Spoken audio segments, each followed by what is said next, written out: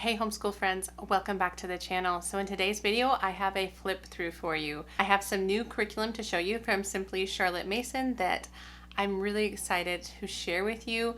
So if you've been on my channel for a while, you know I've taken a slight pivot when it comes to language arts. I'm not really messing with how I teach phonics, that's still the same, but this is more of how I'm approaching after phonics, like after they learn to read, some of the key skills like spelling, grammar, composition. I am shifting more towards a Charlotte Mason inspired natural learning sort of direction. I have a video here where I chatted through all of my research when it came to like early composition and writing. So that's this one. And then I have a really recent video where I talked about my unboxing and kind of my new plan for language arts. And so if you kind of have a question about where this is all coming from, go see those videos. In this video, I'm really just going to be going through the resources, showing you inside, showing you what I got, because I'm very excited and I just want to share with you guys.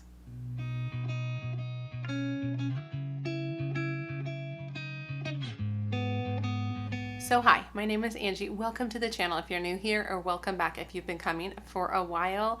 So like I said, I'm going to be flipping through these two programs today.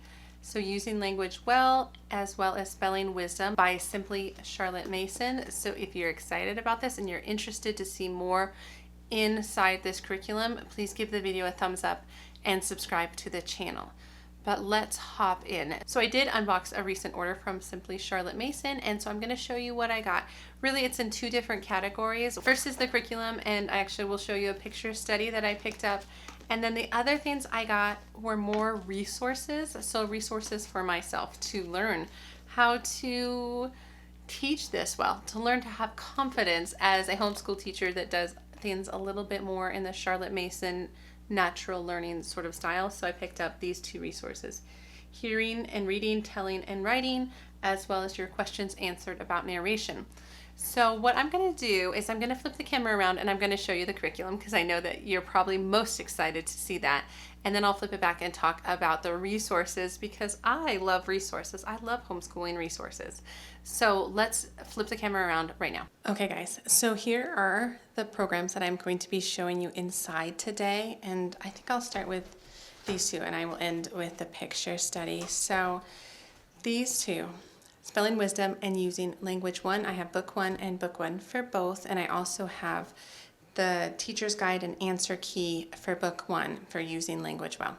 So what I love about this program is it is used in tandem. So you are kind of covering two major parts of language arts together, the spelling aspect of it, as well as using these passages to pull out grammar pieces, sentence structure, things like that come out of the Using Language Well. So let me take you through a little bit about the Using Language Well book 1. So it starts out with a table of contents of all the different lessons, and then it talks a bit about how to use the book. So I zoomed in on this because this is really helpful.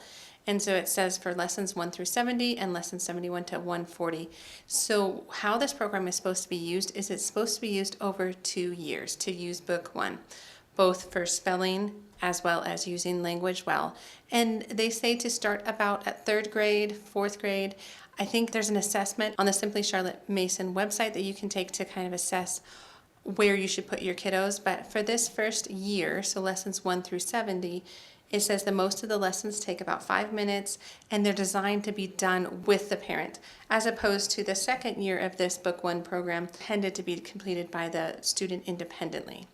And the first section has more to do with transcription, and the second part has more to do with dictation.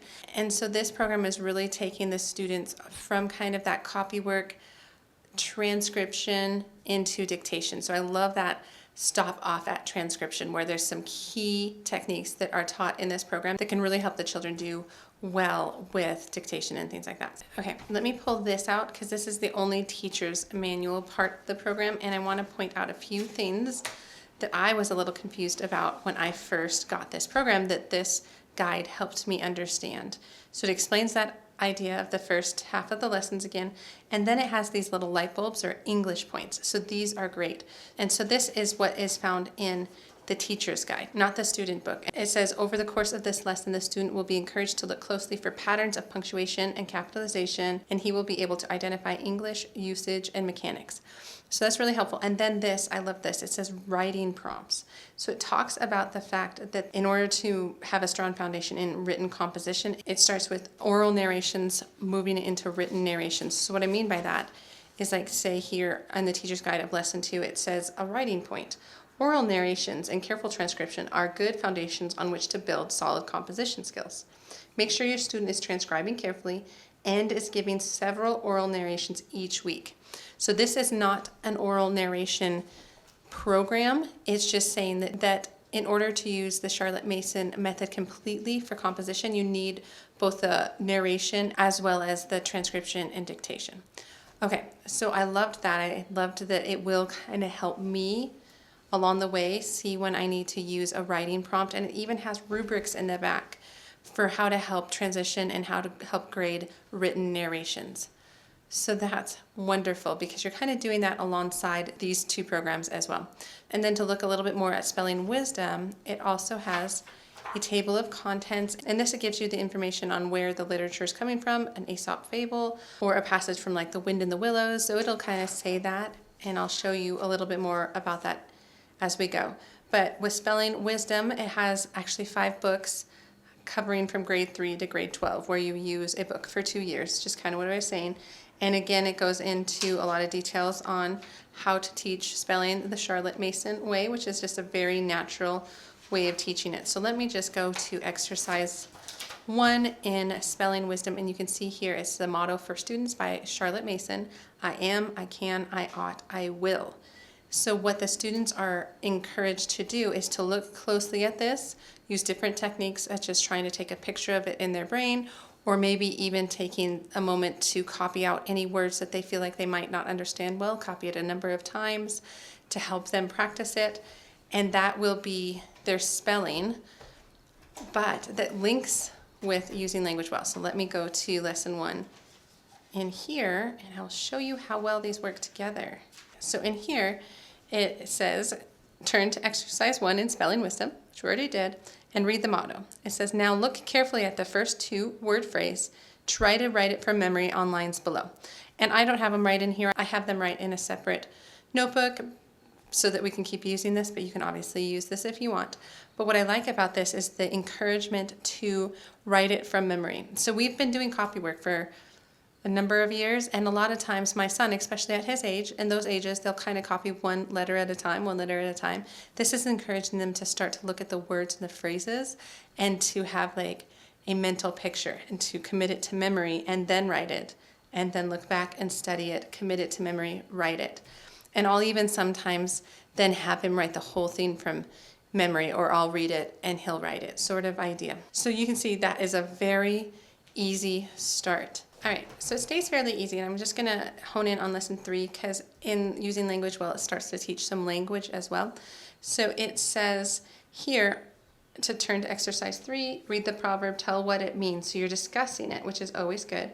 But then it also is talking a lot about syllables on number 2.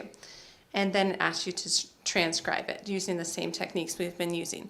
So it's starting to bring in some of the language, which I really appreciate. And now to move a little further, we'll go to lesson 17 and see what that looks like. And so it says, turn to lesson 17 and read the quote. In this case, it's early to bed and early to rise makes a man healthy, wealthy, and wise. So it's a quote from Benjamin Franklin. So the first question is, what do you notice about the spelling of the words healthy and wealthy? And can you find another pair of words in the quote that also rhyme and are spelled somewhat similarly? And it says, transcribe the sentence in your best handwriting. And so you can see how short that would be, but you can also see that it very much needs the parent to be alongside them on this lesson. So that's still a fairly short passage for transcription. You're not talking dictation yet. You're not reading it. They are looking at it, taking a chunk or a phrase, and transcribing that and looking back and things like that. But let's go to lesson 58. So this is near the end of the first year. And so it says, read the exercise, Read this shortened sentence from the exercise and tell the subject and the predicate. So there you go. You're definitely learning sentence structure. And so there's your grammar piece and your language piece. So it's I begin to apply myself. Then it says to transcribe the exercise in your best handwriting. And you can see this got significantly larger, but they are working from straight copywork to dictation. So this, again, is the stepping stone parts. And let me go into the guide and see if on page 58 it tells me anything. No, not really, but up above it has a writing point, and it says, encourage your students to expand and elaborate on their narrations but from his schoolbook readings by asking discussion questions after the narration. Regular thought-provoking questions that ask for his opinion will gently accustom him to include these types of thoughts in his written narration later. So look at that. You're kind of just setting the foundation for really good stuff, which I love the thought that is put into this program and just this way of teaching all of this stuff, because it's very much intertwined when you're talking like spelling, grammar, composition. So let me take you then to the middle of this section. So this is lesson 104. So why I want to take you here is because after lesson 70, I think, then the program starts to ask for dictation. Again, read it. It says review your English points about capitalization in your journal. So at the back of the book, the program is encouraging the kids to make an English points journal. So they will be filling this out as they go through the program. And then they're encouraged to look back on it to review capitalization. They're reminded what they should have written back there. And then it says to copy the title of the book from exercise 104. It was taken from Treasure Island. And then it says copy the name of the author of that book, Robert Louis Stevenson. And then it says what 2 new guidelines can you determine for using capital letters? About those things. And then study the exercise until you're prepared for dictation. And so in this case, this they are reading to themselves and doing independently because it's year 2 of this book 1. And then you can see how large this passage has gotten because this is now dictation. So they would have sat with this and looked closely at any words or phrases or punctuation that they find confusing. And then you read it to them. And according to Sonia Schaefer, reading it slowly, reading it once so that they have the practice of attention and they do their best at trying to spell it all. So this is really teaching spelling in a natural way. So I hope this has been a helpful look through this program and to see how it ties into the bigger, broader picture of kind of a Charlotte Mason approach to language arts.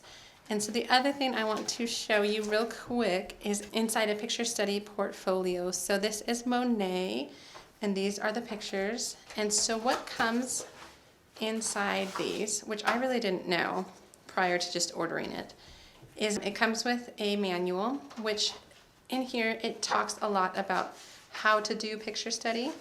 So it kind of gives the premise behind it, but then at the end, it also gives the story. So the idea is you're supposed to read this out over a number of days so that the kids can kind of understand who Monet is, where he came from, what time was he from. And then after that, you're starting to use the pictures to go through a picture study, following their guidelines and stuff. And I don't want to give away too much of their information, but what I wanted to show you next was at the end, it shows all of the different pictures that come in it. And it has things like leading thoughts, how you can ask more questions with your kids, help them go a little bit deeper. And here are some of the pictures. I just wanted to show you some of them because they're gorgeous. They are printed on beautiful picture paper. And maybe it's just that I really think these pictures are beautiful. And I love the fact that I can put them up on our wall as we're discussing them and thinking about them. And I can't wait to have all my kids look at it. Even my 4-year-olds, I feel like will enjoy a little bit of a beautiful picture study. This one might be my favorite. I love it. And this one. So yes, this is the picture study portfolio. Oh, that one's really pretty too. And some of the other stuff from Simply Charlotte Mason. Let me flip the camera around and I'll go through some of those other resources I mentioned at the beginning of the video. Hey guys, welcome back. So I hope that flip through was helpful and you were able to see inside the curriculum to see if it is something that you want to potentially use with your kiddos and your homeschool. Granted, I am still very much a newbie of this, but you're welcome to ask any questions down below and I will try to either answer them or direct you probably to Sonia Schaefer because her videos and blog posts and all the things have just been inspiring me so much lately. But anyway, let me talk quickly about these resources.